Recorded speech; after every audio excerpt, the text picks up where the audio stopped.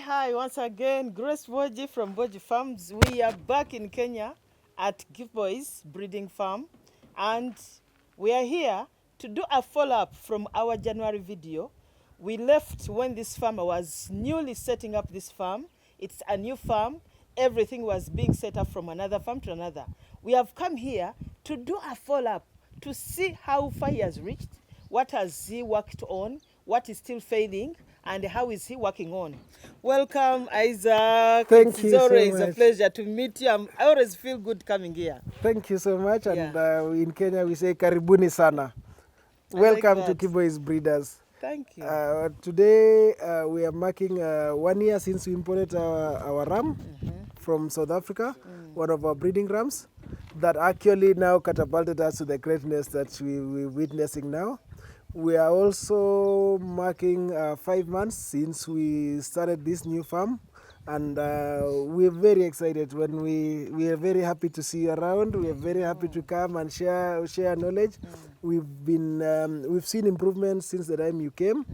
From the first thing that we noted, you gave us ideas, and this is what we love about sharing information with other farmers. You gave us ideas on how to get rid of wireworms once and for all, and we've seen tremendous progress. You'll go see the animals today, like and that. you will notice that there's a very big change. We are no longer having to worry about the growth rate, because the wireworms was affecting the mothers, which in turn was affecting the milk production, leading to a little bit standard growth to compare to what we were expecting and what we had seen, and we couldn't be more happy. So when we see you around, we know you're coming with new information, and we are always happy to have you. I like Karibuni that. sana. Thank you so much. Thank you, Okay, Grace. talking about the 5 months you have been here on the farm. Yes. What new things have you invented? What new achievements have you gotten in the first 5 months of your being here in Cape Karen? Thank you very much. The first thing obviously was we were moving from being a 1 acre model farm to now a slightly bigger farm. Okay. So we've acquired 5 acres, and we've added an extra 2 acres again just yesterday as you are coming. Congratulations. So, and of course that means that we are now able to do our own fodder production without having to lease farms. And at times we had instances where we could actually do fodder production before even harvest the farm. The owner is throwing us out. So now we are in a place that we are seeing that we can be able to now focus on the core business of production without having to worry about where to get feeds. So we are happy on that. The second thing that has changed was that we have tried to modernize it to a level that, for example, you can see we are adding more cameras to make sure that I can be able to manage this farm from wherever I am and control the operations that are going on. Yes. I can see when these guys are milling, when they are feeding the animals, and all that. We've also done piped water all over the place.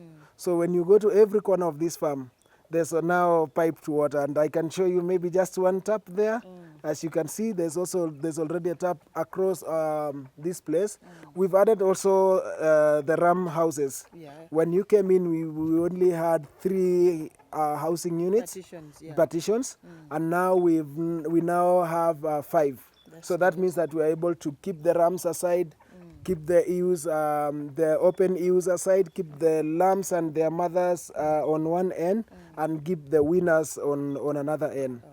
So that's what we've improved. And obviously we've now done fencing. We've completed our fencing. That's good. Thank you. Talking about the land you have acquired, yes. What kind of fodder are you growing? And the crops also, tell us about those, the fodder and the crops you're growing. Thank you very much. In January we planted Super Napier Pakchong, which is now a game changer in our farm. So we have a lot of green grass now that we give our animals. We've also done silage. We've grown silage on one section of the farm. We've done lucerne on another section of the farm. And on another section, we've also done sweet potato vines, which are very good for flushing the ewes as we prepare them for the next breeding season. Okay. So we've done all that. And now we've also increased, now we are still going out to lease, but we've also increased the acreage for our bomber roads on the leased land to now 5 acres. Okay. And we've also added an extra silage on top of what we have at the farm. We've also added to another 5 acres. Okay. Yes. The brachalia, do you have brachalia as well? Thank you. That's one thing I forgot. Bracharia is also a very important part of our food fodder program, and we've also grown quite a good acreage of bracharia as well on the farm, and that has really helped us. We normally bale bracharia. We at times we give it green, but most of the time we love it baled as hay, so that it serves us during the dry season, as we give Sopanepia pachong as green matter. Okay. As we are touring around, Yes. I realized the last time we were here, half of your sheep were on free range, but now I've found 100% all your sheep are on zero grazing. Why did you consider to change to zero grazing completely without free range? What could have happened? Thank you very much. The reason we changed completely to zero grazing was that we had a very big problem of management of Papa's polywworm. Papa's polywworm is the biggest internal parasite. The homuncus is the biggest internal parasite that affects Dorper sheep. And when you came in, actually, we had a very big challenge. And when we got the solution on how to manage it and we saw the response, we know how their cycle is, and we know that they thrive most in grasses when the animals are on free range. So we do not want to allow our animals to pick that again. So now that we brought them to zero grazing, we no longer have the headache of having to deworm animals every month. With the last time that we dewormed, we've only dewormed twice from December when you came in. So you can see in that 5 months, we've only managed to deworm, unlike the other time where we used to deworm every single day, every single month, and we still could see challenges. We couldn't contain the situation.